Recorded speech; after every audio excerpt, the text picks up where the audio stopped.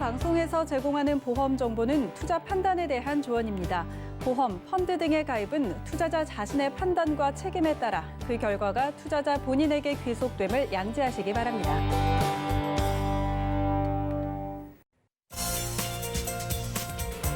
자, 인생보험을 찾아보는 시간. 안녕하세요. 보험플랜 119의 진행 민채아입니다.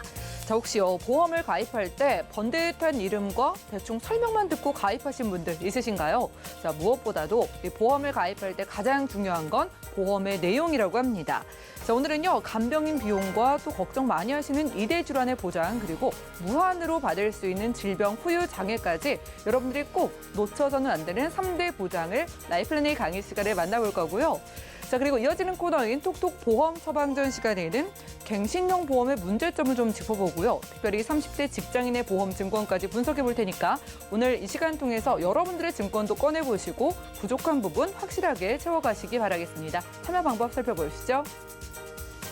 자, 저희 보험플랜 119에서는요, 전화와 문자 번호 열려 있습니다. 보험과 관련된 모든 궁금증은 02-3153-2662번 하고요. 그리고 문자 번호 013-3366-0110번으로도 편안하게 메시지 보내보시기 바랄게요. 저희 지금 유튜브 통해서도 함께하고 있으니까요. 유튜브 검색창에 서울경제TV 채널 들어오셔서 채팅 통해서도 소통해 보시죠.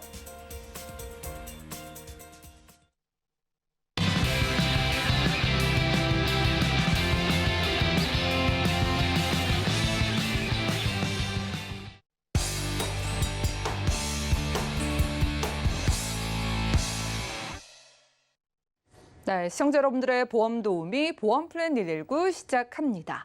자, 바로 여기에요. 전문가도 놓치기 아쉬워하는 3가지 보장이 있다고 합니다. 전문가의 안목으로 선택을 받은 3가지 보험 보장이 어떤 걸지 오늘 현정훈 전문가님과 확인해 보시죠. 시청자 여러분 안녕하십니까? 네, 현정훈 전문가입니다. 네, 오늘은 전문가도 우선적으로 가입하는 보장, 놓쳐서는 정말 안 되는, 정말 꼭 필요한 보장 탑3를 소개해 드리려고 합니다. 저처럼 이렇게 전문가도 가입함에 있어서 영순위로 정하는 3가지 보장이 있는데요. 물론 저 개인적인 소견일 수 있습니다. 근데 대체로 전문가분들이 3가지라고 했을 때 꼭 빠지지 않고 추천해 주는 보장에 있어서 그 부분을 말씀드리겠습니다. 오늘 그 3가지 중에 주로 1번과 2번 위주로 많이 말씀드릴 거고요. 3번째 거는 추후에 제가 다음번 시리즈 때 한 번 더 구체적으로 말씀을 드릴 겁니다. 첫 번째는 간병인 사용 입원 일당입니다. 네, 간병인 사용 굉장히 비용 부담도 큰데요. 이 부분이 실제로 사용한 간병인 비용을 주는 입원 일당 보장이 있습니다. 이 부분이 이제 첫 번째로 제가 말씀드릴 거고요. 두 번째는 심내혈관 질환 진단비, 심내혈관 질환 수술비입니다. 네, 뇌라고 하면 흔히 많이 갖고 계시는 게 뇌출혈, 그다음 뇌졸중. 근데 이것보다 더 큰 게 바로 뇌혈관입니다. 이 뇌혈관의 진단비, 수술비 보장을 많이들 안 갖고 계십니다. 그래서 이 부분이고요. 이거보다 더 이제 필요한 부분이 심장과 관련된 부분인데요. 되게 많이 갖고 계신 분들이 급성심근경색증이에요. 급성심근경색증 진단비, 수술비를 갖고 계시는데 이것보다 큰 게 허혈성입니다. 그래서 이걸 또 나름은 많이 갖고 계시는데 이 허혈성보다 더 큰 게 바로 심혈관입니다. 심혈관을 진단비, 수술비를 보장하는 게 굉장히 필요하거든요. 이 부분도 전문가들이 많이 추천하는 거고요. 마지막 3번째는 무한반복해서 계속해서 주는 후유장애 3에서 100%가 있는데요. 그중에서도 질병 후유장애를 추천드립니다. 특히 질병 후유장애가 기존에는 표준체만 3에서 79%, 그다음에 80에서 100% 이 부분이 표준체만 가능했는데요. 현재는 이거를 유병자분도 가입할 수 있는 유병자 질병 후유장애 3에서 100%가 있습니다. 이 3가지를 가장 먼저 준비해 놓으신다 그러면 일단 큰 걱정은 덜 수가 있는 부분이 있습니다. 그래서 전문가들도 이 3가지는 가장 먼저 준비를 하고 있는데요. 그중에 먼저 첫 번째 간병인 사용에 대해서 좀 말씀을 먼저 드리겠습니다.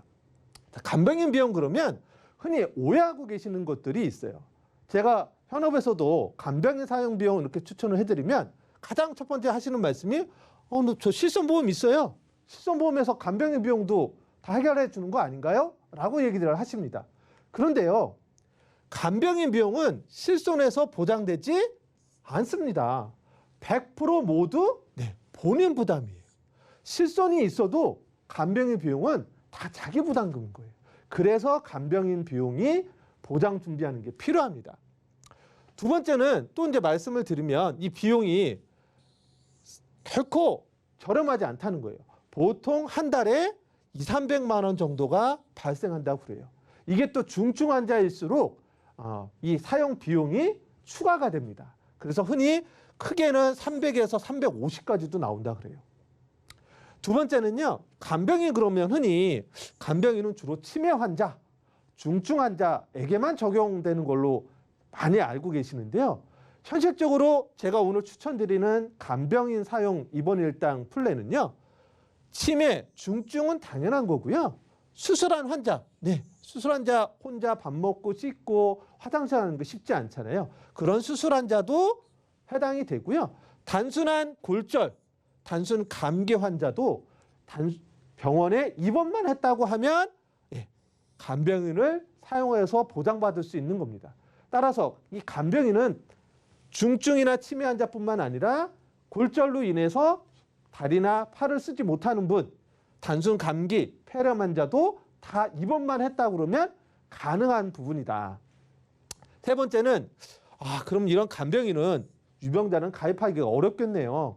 하고 생각 미리 하시고 아예 물어보지도 않으신 분들이 많았더라고요. 그런데 현존하는 지금 간병인 보장은요. 유병자도 가입이 가능하다. 유병자도 표준체처럼 가입이 가능합니다. 또 하나는 그러면 일반 병원만 되는 거 아닌가요? 요양병원은 또 안 되는 거 아니에요? 네. 요양병원도 가능합니다. 요양병원에도 간병인 쓰는 게 보장받을 수가 있습니다. 자, 그러면 간병인에 대한 오해 크게 여러 가지가 있었는데 그중에 몇 가지들은 답이 되셨지 않았을까라는 생각이 듭니다. 자, 그럼 비용이 얼마나 나오는가? 앞에서 월 200~300이라고 말씀드렸는데요. 흔히 일반 병동을 얘기를 하면 일반 병동에 하루 간병인을 쓴다 그러면 얼마가 비용이 발생되냐면요. 입원 신료가 한 1,330원 정도 된다고 그래요. 물론 병원에 따라서 이거보다 적을 수도 있고 많을 수도 있는데 평균적으로 현재 한 1,330원이 된다고 하고요. 여기에 이제 간병인을 쓰는 비용이 8만 원 정도 발생이 됩니다. 그래서 하루당 9만 원 정도가 나오는 겁니다. 그럼 하루에 9만 원이니까 한 달로 치면 30일이면 271만 원이 되는 거고요. 또 이렇게 간병인을 쓰는 정도면 한두 달 내에 끝나지 않는 환자분들이 많죠. 이게 6개월이면 무려 1,626만 원이 됩니다. 작은 돈이 아닙니다. 그래서 간병비가 치료비보다 크다, 배보다 배꼽이 크다라는 얘기가 여기서 나오는 겁니다. 반면에 최근에는 이런 일반 병동의 간병인이 굉장히 큰 비용으로 환자들에게 오다 보니 최근에는 간호간병 통합병동이라는 게 많이 병원마다 설치가 되어 있습니다. 그래서 이 간호간병 통합병원은 일반 병동보다 최대 75% 정도 비용이 경감되는데요. 그래서 하루당 간병인을 쓰더라도 22,000원 정도면 됩니다. 근데 이것도 한 달이면 67만 원, 6개월이면 무려 400만 원 정도로 결코 적은 비용은 아닙니다. 그래서 이 부분에 대한 보장을 준비하는 게 필요한데요. 흔히 현존하는 보험사에서는 이런 간병인에 대해서 간병인을 직접 제공하는 그런 간병인 현물 보험이 많이 나와 있습니다. 근데 단점은요. 이게 3년 갱신이에요. 그래서 3년마다 보험료가 올라요. 3년 동안은 안 오르는데 3년마다 오를 때마다 연령이 또 반영이 되고 손해율이 반영되다 보니까 계속 이렇게 보험료가 한도 끝도 없이 올라갑니다. 그런데 오늘 추천드리는 이 간병인 플랜은요. 간병 비용을 주는 거예요. 간병인을 내가 쓰고 비용을 청구해서 보장받을 수 있는 겁니다. 그리고 20년 동안 보험료가 오르지 않습니다. 20년 갱신형입니다. 그런 점에서 기존의 것보다 훨씬 가입자 입장에서는 유리한 부분이 있다라는 부분 때문에 오늘 말씀을 첫 번째로 드린 겁니다.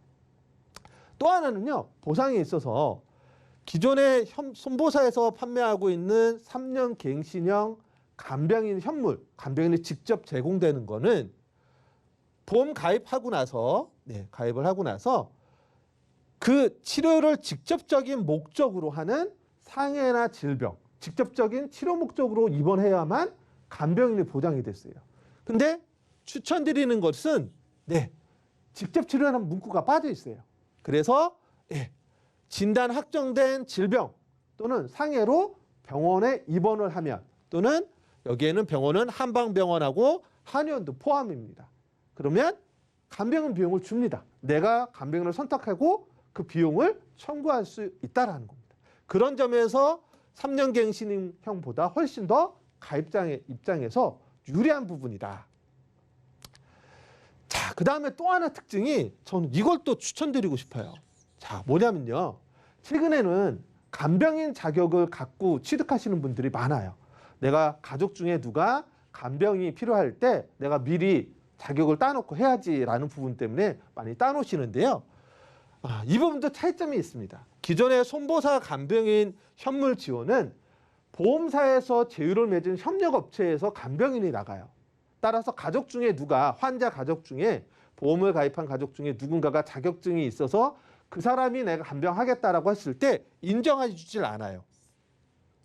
오로지 보험사에 제휴된 간병인만이 가능한데, 이 추천 플랜은 혹시 가족 중에, 환자 중에, 가입한 분 중에 가족 누가 간병인 자격증을 갖고 있어서 등록이 되어 있다면, 그래서 인증된 등록 간병인이라면 그분이 간병하는 것도 비용 인정을 해줍니다. 그러니까 얼마나 좋겠어요. 내가 보험 들었는데 가족 중에 누가 간병인 자격증이 있으면 그 비용을 또 받을 수 있기 때문에 실질적으로는 병원 간병인 비용을 대폭 경감할 수가 있겠죠. 그런 점에서 굉장히 유리하다라는 점에서 적극적으로 제가 오늘 추천을 드립니다. 자, 그럼 조금 더 다른 보험사 현물 간병인 3년짜리하고 어떤 차이점이 있는지 좀 비교를 해보겠습니다. 앞서 말씀드린 대로 손보사 두 군데에서 운영하는 건 3년 갱신이에요. 3년마다 보험료가 올라가요. 그래서 최초에는 보험료 부담이 좀 적다가 3년 지날 때마다 깜짝깜짝 놀랍니다. 보험료가 너무 올라서. 근데 추천드리는 건 20년 갱신입니다. 두 번째는요, 우리가 요즘 가입하는 보험은 암내심 걸리면, 보험료 납입하는 동안에 암내심이 진단을 받으면 보험료 납입 면제가 되잖아요. 근데 간병인 현물 지원은 그럼에도 불구하고 납입 면제에서 제외돼요. 그래서 계속해서 내야 됩니다. 그런데 추천드리는 건 20년 갱신이니까 20년 안에 무슨 일이 있으면, 그래서 납입 면제 조건, 암 진단을 받는다든지, 뇌졸중 진단을 받았다든지, 급선승근 경색증 진단을 받았다든지, 아니면 상해로 80% 이상 후유 장애로 간병인을 써야 되는 일이 벌어졌다라고 했을 때 그 이후에 보험료는 납입 면제가 되는데, 현물 간병인 되는 곳은 이런 납입 면제가 없다. 그러니까 상대적으로 훨씬 더 유리한 부분이겠죠. 그리고 여기서 또 하나는요, 확장형을 가입하면 최대 100세까지도 납입 면제도 가능합니다. 자, 그 다음 또 특징은 뭐냐면, 간병인을 보험사 제휴업체에서 주는 곳은 미리 신청을 해야 돼요. 48시간 이전에 신청을 해야만 입원 첫날부터 간병인이 제공이 됩니다. 근데 어떤 그 병원 예약을 하고 들어가는 거면 그게 가능한데, 갑작스럽게 아프거나 다쳐서 입원했을 경우는 미리 신청하기가 쉽지는 않죠. 그럼 이틀 뒤부터 오거든요. 그러면 그런 점에서는 그 이틀 동안은 선택한 일당으로 받는데, 그게 보통 10,000원짜리를 많이 가입을 하세요. 그럼 이틀 동안은 10,000원, 20,000원을 받아야 되는데, 추천드리는 건 내가 입원한 병원에서 간병인을 추천해 준대요. 그러면 그 간병인을 그냥 쓰면 돼요. 그리고 첫날부터 그 비용을 인정받습니다. 그래서 보장 혜택을 받을 수가 있다라는 게 또 하나의 이제 차이점입니다. 세 번째는, 이 기존의 간병인 현물을 주는 보험사는 그게 뭐 일반 병동이 됐던, 요양병원이 됐던, 간호간병 통합병원이 됐던 합산해서 최대 하나의 사고나 하나의 질병으로 180일까지만 인정을 해줘요. 그런데 추천드리는 거는요, 각각 180일이에요. 예. 일반 병원에서 180일, 요양병원에서 180일, 간호간병동에서 180일. 그러니까 혹시 내가 180일을 일반 병동에 있었는데 나았지가 않고 계속해서 입원을 해서 간병인이 필요해요. 그러면 요양병원을 가든 간호간병 통합병동으로 이동을 하면 계속 또 180일을 이어갈 수가 있어요. 그럼 최대 며칠이요? 네. 540일까지도 간병인 비용을 인정받을 수 있다. 근데 기존의 거는 180일을 보장받고 또 180일이 지나야만 새롭게 가능해요. 근데 이거는 각각이기 때문에 이 점에서도 훨씬 더 유리하다라는 부분이 있고요. 그다음 간병인을 직접 주는 게 아니라 간병인 비용을 주는 거다 보니까 일반 병동인 경우에는 하루당 10만 원, 그다음 요양병원은 3만 원, 간호간병 통합 서비스 병동은 2만 원이에요. 자, 앞에서 제가 일반 병동은 9만 9천 원 정도 나온다 그랬죠. 그럼 10만 원 준다 그러면 거진 해소가 됩니다. 간호간병 통합 서비스 병동 아까 2만 2천 원이라고 말씀드렸어요. 예, 그런데 이 보험을 준비하면 2만 원을 보장받습니다. 거의 해결이 된다라고 보시면 되겠죠. 네, 그런 점에서 적극적으로 좀 추천을 드립니다. 자, 그럼 보험료가 궁금하실 거잖아요. 보험료가 얼마냐? 자, 표준체하고 유병자 다 가입이 가능합니다. 표준체인 경우에 자 20년 갱신이라고 했고요. 50세 남자가 14,000원, 여자가 17,000원이면 되고요. 60세 남자가 24,000원, 여자가 23,000원이면 표준체 가입이 가능해요. 최저보험료는 2만 원이기 때문에 2만 원이 안 되는 경우에는 다른 보장을 좀 넣어서 간병인 사용 입원 일당 외의 것도 보장받을 수 있게끔 가능합니다. 자, 65세도 남자가 34,000원, 여자 28,000원이면 20년 동안 오르지 않는 보험료로 간병인 사용이 가능합니다. 자, 유병자인 경우에는요. 최저보험료가 2만 원인데 50세 남자가 23,000원, 여자가 29,900원. 60세 남자가 38,000원, 여자가 39,750원이면 이 보장을 받을 수가 있습니다. 자, 그러면 과연 기존에 3년짜리하고는 얼마나 차이 나냐라는 점을 한번 궁금하실 거예요. 자, 표준체 기준으로 보면은요. 자, 50세 기준 볼까요? 3년 갱신 A사, B사 11,000원, 12,000원인데 20년 갱신은 14,900원입니다. 별로 차이가 안 나죠. 자, 60세 24,000원이 20년짜리라면 3년짜리는 16,000원, 16,000원. 지금 당장은 싸지만 3년 뒤가 지나면 벌써 20년짜리 보험료를 역전을 합니다.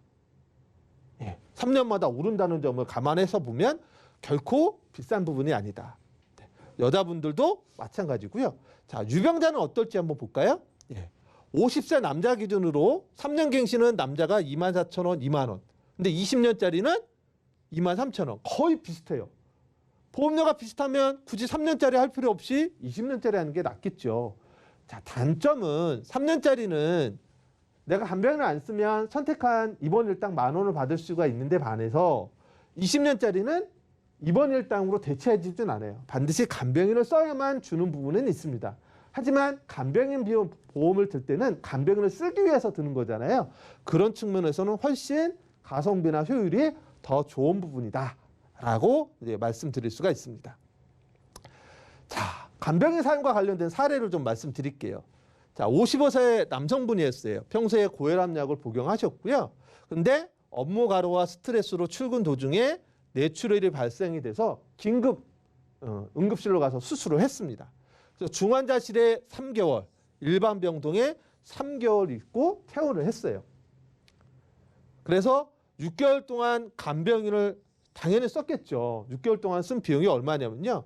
한 달에 280만 원 해가지고 1,680만 원이 들었어요. 근데 이분은 그래도 뇌졸중 진단비 1,000만 원, 뇌졸중 수술비 1,000만 원 해서 2,000만 원을 보장을 갖고 있었기 때문에 이걸로 인해서 보험금을 받았습니다. 근데 문제는 병원비 정산했을 때 제가 컨설팅한 고객하고 차이점이 확 났어요. 자, 뭐냐면 이분은 뇌졸중 보장을 갖고 있어서 앞서 말씀드린 대로 진단비 1,000만 원, 수술비 1,000만 원에서 2,000만 원을 받았습니다. 그런데 퇴원할 때 이 2,000만 원 중에 1,680만 원은 간병비로 지불하고 나왔어요. 남은 게 320만 원 남았어요. 근데 제가 컨설팅한 고객은요. 뇌혈관 보장에 간병인 사용 입원 일당을 넣었어요. 따라서 뇌혈관 진단비에서 1,000만 원, 뇌혈관 수술비에서 1,000만 원, 2,000만 원 받은 거 그대로 다 갖고 있고요. 간병인 비용은 지불한 게 없어요. 왜요? 네, 제가 추천드린 간병인 사용 입원 일당으로 다 해결을 했어요. 그래서 2,000만 원이 그대로 내가 향후 치료비라든지 긴급자금으로 다 재원화할 수 있었다. 이게 이제 가장 큰 차이점입니다. 네. 자, 두 번째는요. 심혈관 질환에 대한 사례를 가지고 한번 말씀을 드려볼게요. 자, 이거는 뭐냐면 65세 남성분인데 협심증 진단을 한번 받았습니다. 네, 협심증 진단을 받았고 그 이후에 좀 상태가 안 좋으셨는데 발작성 빈맥으로 응급실 가서 진단을 받았습니다. 그리고 나서 이 진단으로 빨리 수술해야 된다 그래서 전국 도자 절제술 시술을 받았습니다.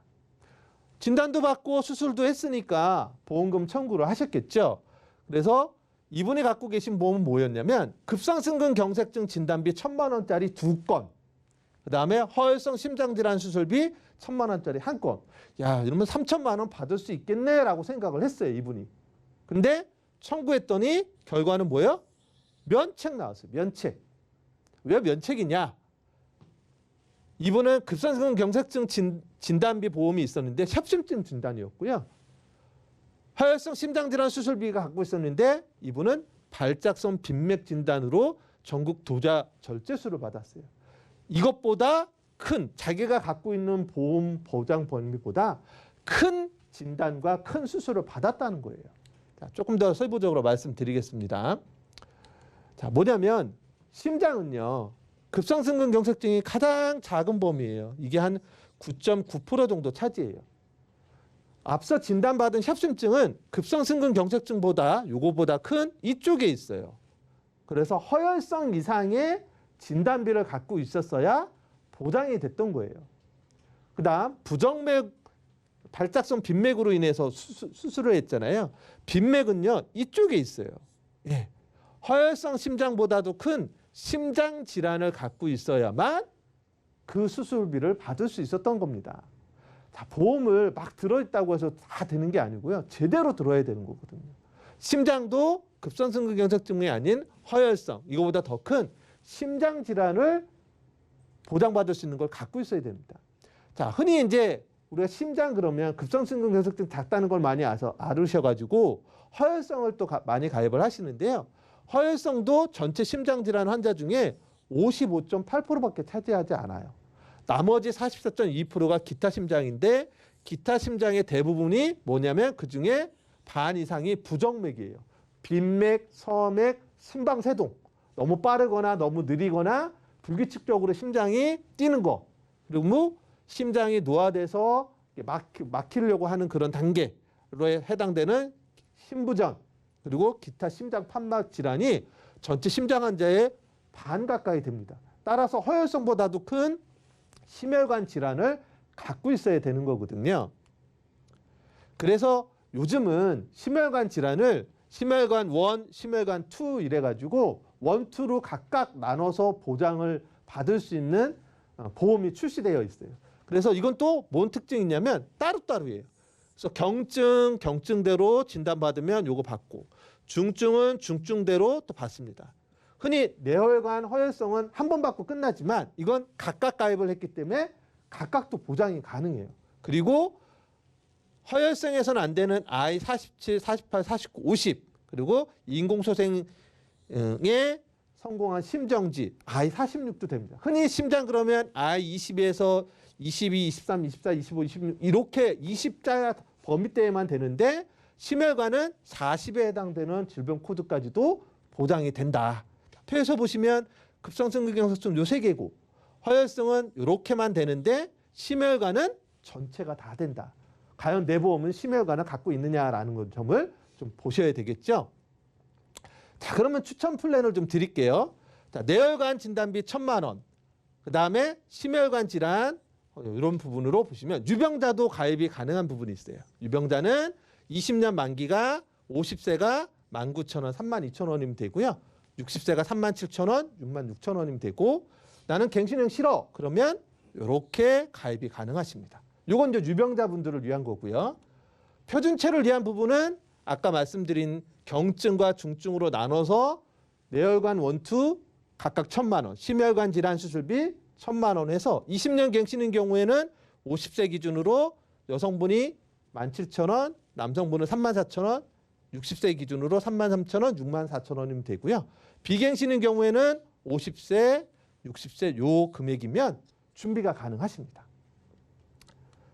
자, 오늘 거 한번 정리를 좀 해보겠습니다. 자, 전문가도 우선적으로 가입해서 찾아서 드는 탑3가 있는데 오늘 그중에 2가지 중심으로 말씀드렸어요. 뭐냐면 간병인을 내가 직접 선택하고 병원별로 최대 180일까지 보장받을 수 있는 것, 그리고 가족이 간병 자격증이 있어도 보장받을 수 있는 거 말씀드렸고요. 그다음 가장 큰 범위인 심혈관 수술비, 그다음에 심내혈관, 경증, 중증 각각 보장받을 수 있는 진단비 이렇게 오늘 말씀드렸습니다. 네, 오늘 라이프라인의 강의 시간에는요. 전문가도 절대 놓치지 않는다는 3가지 보장을 만나봤습니다.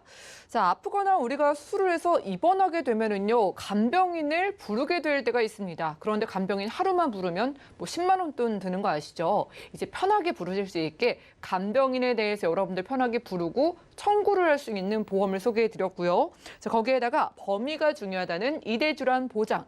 무한으로 우리가 몸이 고장나게 되면은 계속해서 받을 수 있는 질병 후유 장애까지 소개해 드렸으니까 나도 전문가가 선택하는 이런 보장들 추가해보고 싶다, 알아보고 싶다 하시는 분들은 아래 전화번호 02-3153-2662번 또 우리 문자번호 013-3366-0110번으로 빠르게 연락 주시기 바라겠습니다. 자, 지금 실시간 문자가 들어오고 있는데 몇 가지 질문을 드릴게요. 자, 휴대전화 번호 0980님께서 오늘 말씀해 주신 간병인 사용 입원 일당에 대한 질문 주셨습니다.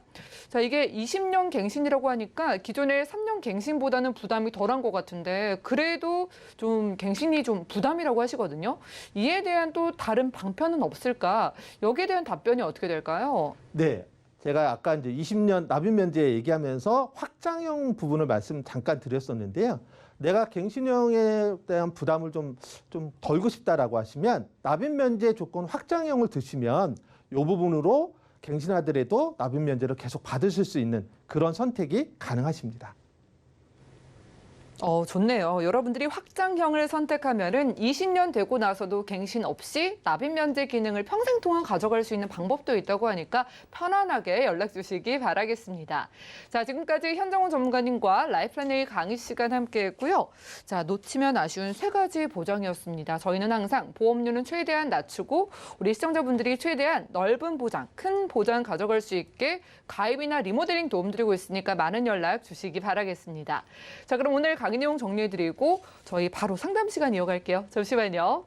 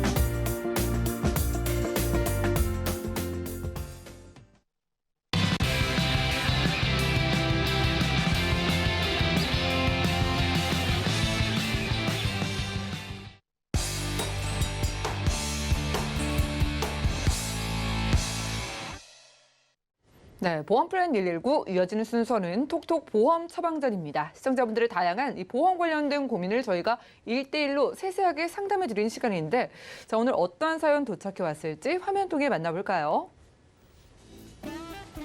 네, 30대 직장인입니다. 제가 2년 전에 취직한 뒤에 어머니 친구분을 통해서 보험을 가입했습니다. 설명을 들을 때 내용은 어려웠지만은요, 친절하고 꼼꼼하게 설명 주셔서 가입을 했는데요. 자, 그런데 어느 날 함께 일하는 동료가 제 보험 증권을 보더니 이 갱신형 보험은 좋지 않다고 이야기를 하더라고요. 그래서 보험에 대해 알아보게 됐고 또 서울경제TV의 보험 플랜 119도 시청을 하게 됐는데요. 이 갱신형만 문제가 아니라 보험의 보장 자체가 너무 작다는 것도 알게 됐습니다. 그래서 방송에 나온 전화번호를 메모해 두었다가 시간이 나서 이렇게 연락을 드렸습니다. 사회에 나와서 처음 가입한 보험인데 잘못 가입한 것 같아 좀 속상한데요. 보험 플랜 119에서 진행하는 보험 리모델링에 저도 참여하고 싶습니다. 꼭 좋은 처방 내려주시길 기대하겠습니다. 자, 이렇게 저희 방송 시청해 주시고 연락을 주신 분 저희가 좀 꼼꼼하게 봐드려야 될 것 같습니다. 민지용 전문가님 모셔볼게요. 어서 오시죠. 네, 안녕하세요. 네, 반갑습니다. 자, 지금 사연을 보니까요. 우리도 뭐 주변에 좋은 분이 있으면 좀 믿고 맡기게 되는 것 같거든요. 네. 오랫동안 방치하시는 분들도 꽤 되실 텐데 그래도 이분은 2년 만에 다행히 좀 계기가 돼서 연락을 네. 주신 게 좀 다행인 네. 것 같습니다. 증권이 어땠나요? 일단은 이분이 이제 나이가 좀 어린 편, 젊은 편이잖아요. 30대라시네요. 그런데 이제 건강에 대해서 좀 굉장히 좀 관심이 좀 많고, 그다음에 또 동료가 하필 이번에 출산하면서 태아보험을 좀 알아보다가 보험에 대한 이야기가 나왔다고 하고요.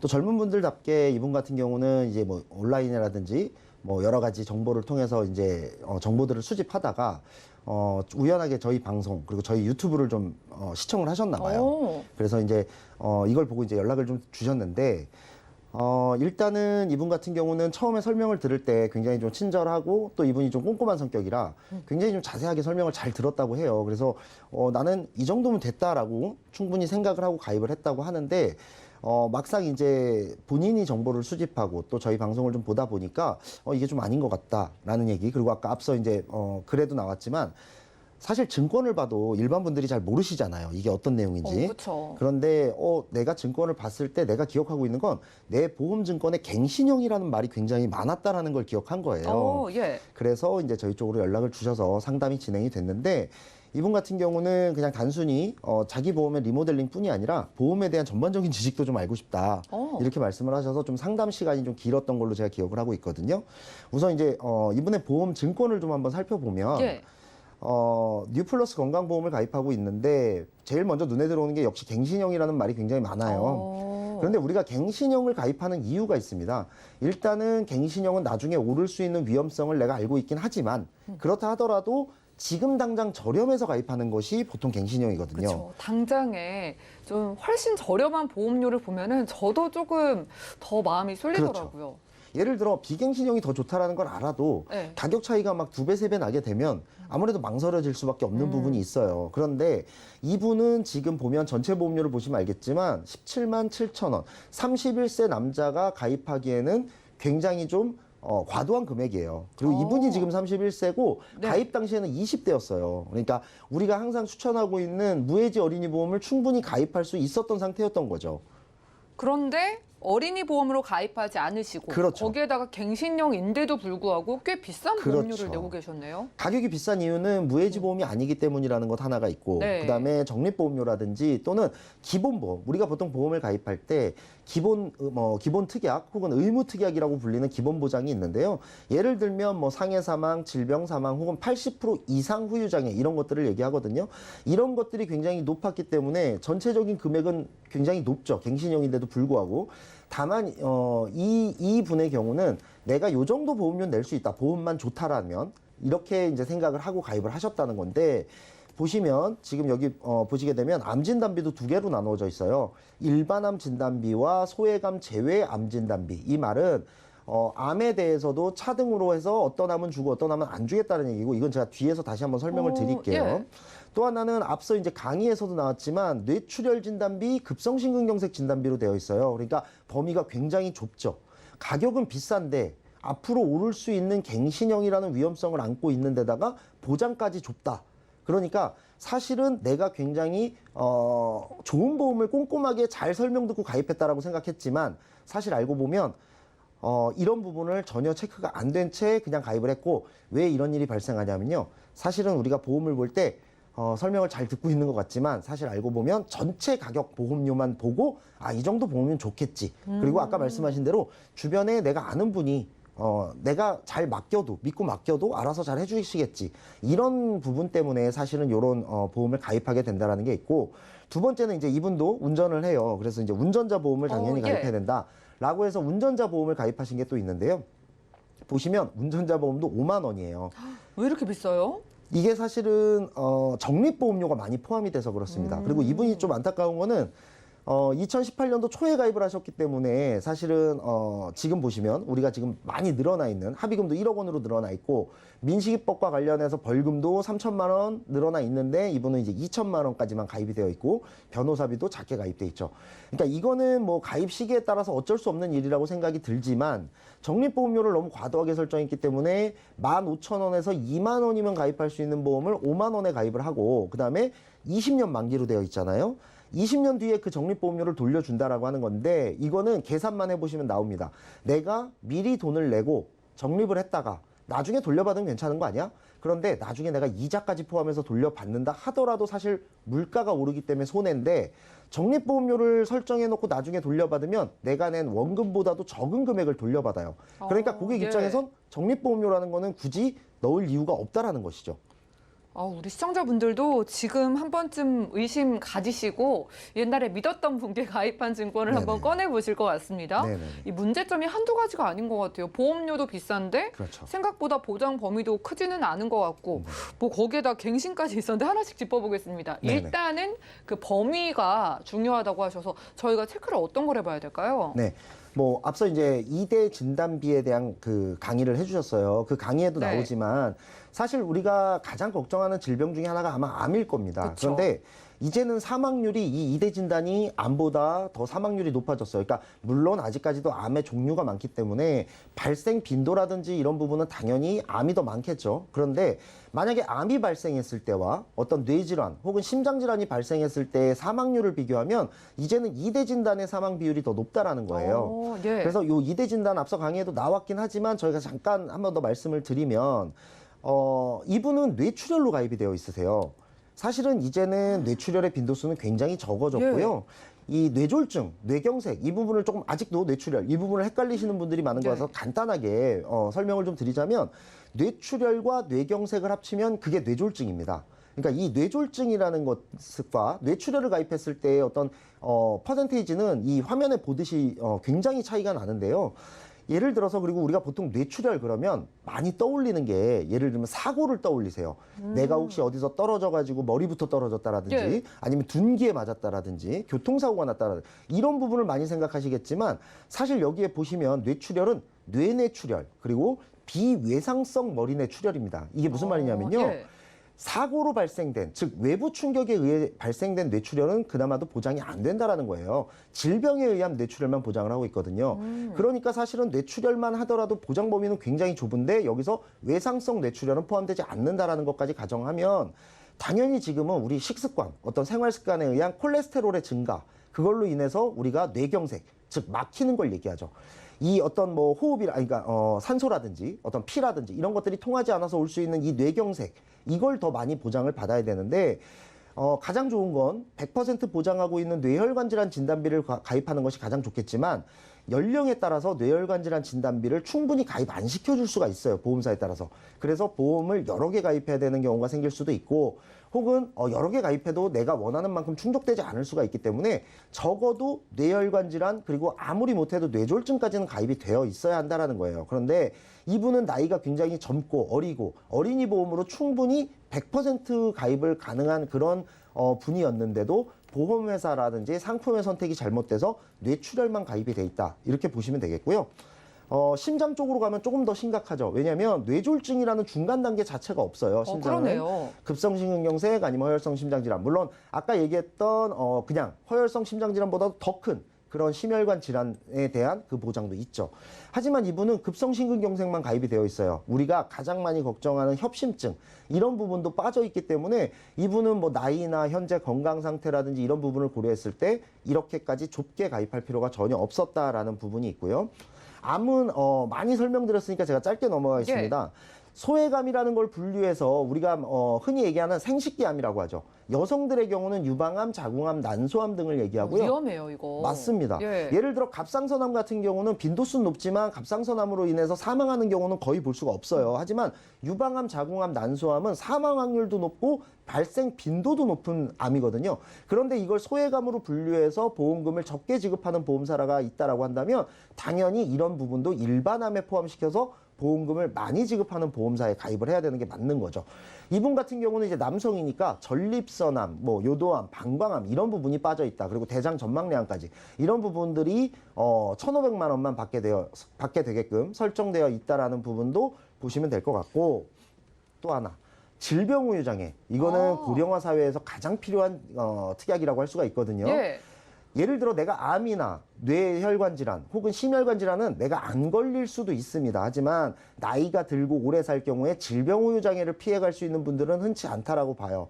내 시력, 치매, 그다음에 치아가 상실되는 거, 허리 디스크, 어깨, 그다음에 발가락, 손가락, 그리고 아까 얘기했던 3대 질환 같은 경우는 당연히 후유장애가 남을 수밖에 없죠. 이런 부분이 모두 작은 부분부터 큰 부분까지 무한 반복해서 지급되는 이 질병후유장애 특약은 내가 건강하다라고 한다면 당연히 가입을 해야 되는 그런 특약이라고 볼 수가 있는데 이 특약도 이분은 가지고 있지 않다. 그러면 종합적으로 한번 판단해 보면요. 이런 특약도 없고 범위는 좁고 더군다나 갱신형이잖아요. 앞으로 많이 오를 수밖에 없는 위험성을 안고 있는데도 불구하고 가격은 남들보다 훨씬 더 많은 보험료를 내고 있다. 이렇게 봐야 되겠죠. 정말 좀 배신감을 느끼실 수도 네. 있을 것 같습니다. 오늘이라도 알게 돼서 참 다행이고요. 아까 강의 시간에도 만나봤지만 모든 전문가분들이 질병 후유 장애는 꼭 가져가라라고 꼽아주시는 것 같습니다. 자, 이분이 첫 번째로 좀 걱정하신 문제가 갱신이었잖아요. 네. 갱신의 어떤 문제점 저희가 좀 체크를 해봐야 될 거를 구체적으로 좀 알려주세요. 네. 우선은 아까 얘기한 대로요. 갱신형을 가입하는 것과 비갱신형을 가입하는 것은 서로의 장단점이 있겠죠. 갱신형을 가입하는 이유는 이겁니다. 나중에 오른다는 건 내가 알고 있더라 하더라도 나는 지금 당장 좀 싼 걸 가입하고 싶어. 그쵸. 왜냐하면 젊은 분들은 또 이럴 수 있어요. 난 아프지 않을 것 같아. 이런 마음을 또 가질 수 있고 거의 젊으시면 그러시는 것 맞습니다. 같아요. 예를 들어 내가 20대, 30대라면 나한테는 50대가 오지 않을 것 같다라는 느낌이 굉장히 있어요. 저도 그래요. 그랬고요. 아, 그렇죠. 앵커님도 그러시겠죠. 예. 그렇기 때문에 지금 당장 내가 쓸 돈도 없다. 저축할 돈도 없는데 무슨 보험부터 드느냐. 그건 나중 문제다 해서 갱신형을 가입하는 거죠. 그런데 여기에 함정이 또 있습니다. 그럼 갱신형을 가입한다라고 해서 각각의 특약을 저렴하게 가입한다고 해서 그럼 정말로 보험료가 싸지느냐? 그렇지가 않아요. 아까 제가 말씀드렸던 기본 보험료를 높이거나 적립보험료를 높이는 경우에는 내가 싸게 가입하고자 했던 것이 목적인데 그 목적을 달성하지 못하고 어차피 비싸게 가입을 하는데 앞으로 오르는 거예요. 예를 들어 이분이 90세, 100세까지 산다고 하면요. 이분은 보험료를 언제까지 내야 되냐면 90세, 100세까지 내야 됩니다. 즉 지금부터 보험을 가입했어도 60년, 70년의 보험료를 내야 된다라는 말이죠. 몇 년 납이라고 써 있어서 그때까지만 내는 걸로 생각을 그렇죠. 하시는 분들도 많이 계시더라고요. 그것도 함정이에요. 네. 20년 납이라고 써 있으면 20년 동안만 갱신되는 줄 알아요. 그러니까 내가 3년 갱신이라고 해봤자 20년 납이니까 6번 갱신되면 끝나겠네라고 생각을 하는 거죠. 그렇지 않습니다. 갱신형 특약은 끝까지 내는 겁니다. 내가 사망할 때까지. 이 보험을 유지하는 한. 그렇게 그럼 나중에는 결국에는 보험료를 더 내게 되겠네요. 그렇죠. 내가 돈을 아끼자고 갱신형을 가입한 건데 네. 결과적으로 시간이 흐르고 나면 내 또래 친구들은 이미 보험료 납입이 끝나서 나는 이제 보장만 받으면 되는데 이 친구 같은 경우는 굉장히 많은 보험료가 더 비싸지겠죠. 왜냐하면 나이는 계속 들 거고 갱신은 계속 될 거니까요. 갱신형, 비갱신형의 보험료 비교를 했을 때 이 역전 시점이 온다라는 거예요. 사람마다 조금씩 다르고 직업마다 조금씩 다르겠지만 45세에서 55세 사이에는 무조건 비갱신형을 갱신형이 역전해 버립니다. 그렇게 되면 나는 저렴하게 가입하고자 했던 그런 목적도 달성이 안 되는 거예요. 그렇기 때문에 갱신형을 내가 알고서 난 보험이 많지만 전략적으로 갱신형을 좀 더 추가를 해서 어떤 좀 보장을 좀 더 넓히겠다는 분들은 갱신형을 가입할 필요가 있어요. 연세가 많이 드신 분들이라든지 내가 현재 경제 상황이 너무 안 좋은 분들 그럴 수 있습니다. 다만 20대, 30대, 40대 정도에 아직 앞으로 살아갈 날이 훨씬 더 많은 분들의 경우라면 당연히 갱신형보다는 비갱신형을 선택하시는 것이 경제적으로도 유리하다라는 말씀을 좀 드리고 싶어요. 그래요. 이분 너무 젊으시잖아요. 이제 어떻게 리모델링을 해주셨는지 좀 살펴주시죠. 네. 일단은 무해지 보험으로 변경했기 때문에 각각의 특약을 똑같이 가입하거나 훨씬 더 많이 가입하더라도 보험료가 좀 더 저렴하게 구성을 해드렸고요.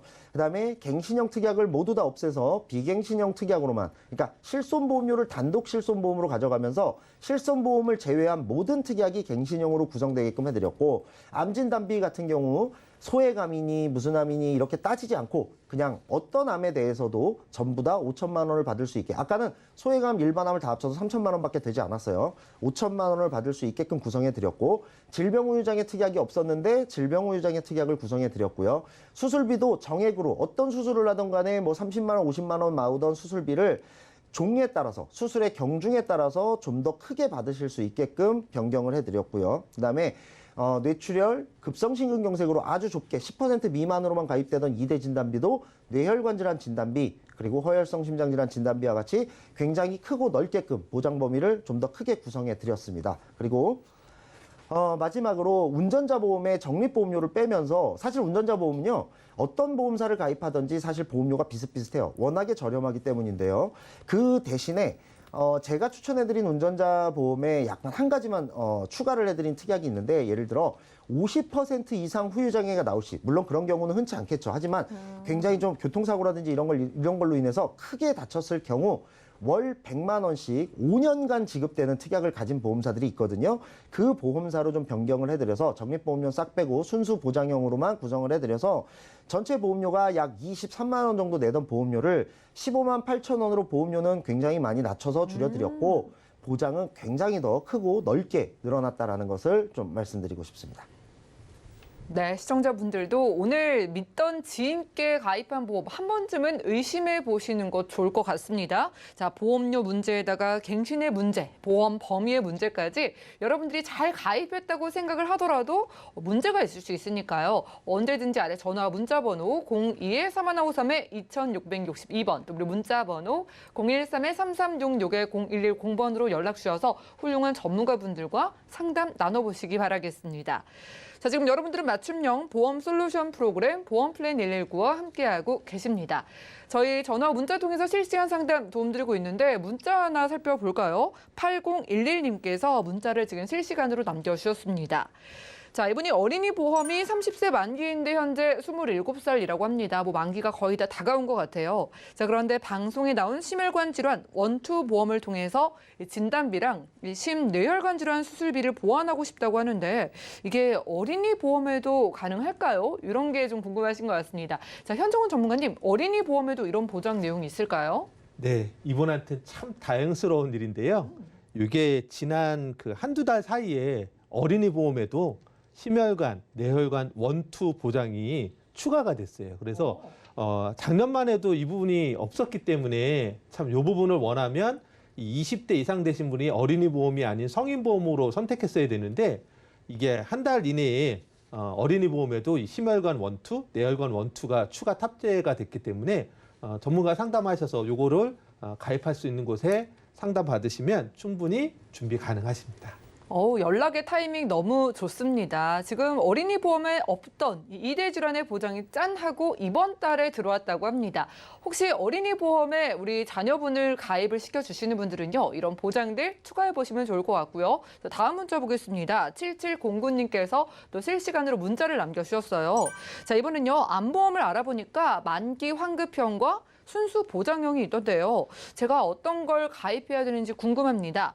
만기 환급형은 비싼 대신에 나중에 낸 보험료를 모두 돌려준다고 하던데, 그럼 만기 환급형이 더 유리한 걸까요? 라는 질문 주셨거든요.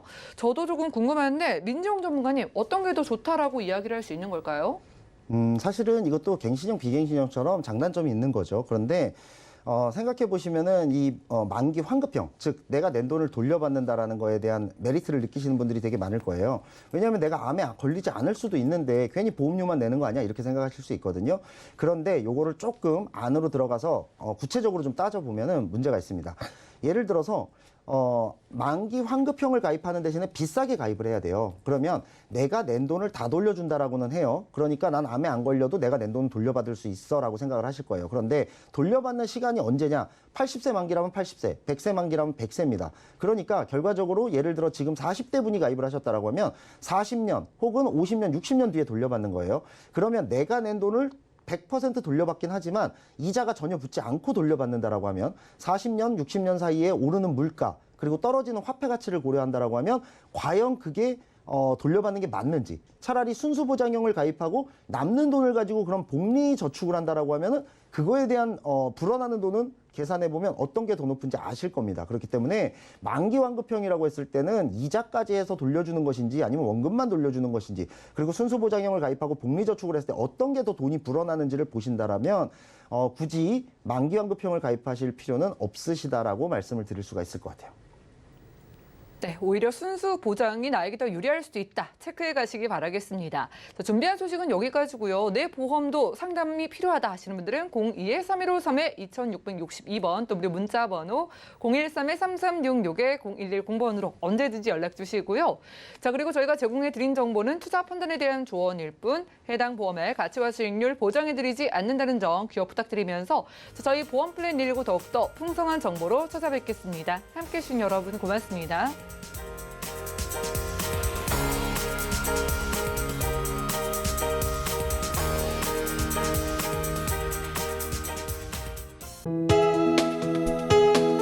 본 방송에서 제공하는 보험 정보는 투자 판단에 대한 조언입니다. 보험, 펀드 등의 가입은 투자자 자신의 판단과 책임에 따라 그 결과가 투자자 본인에게 귀속됨을 양지하시기 바랍니다.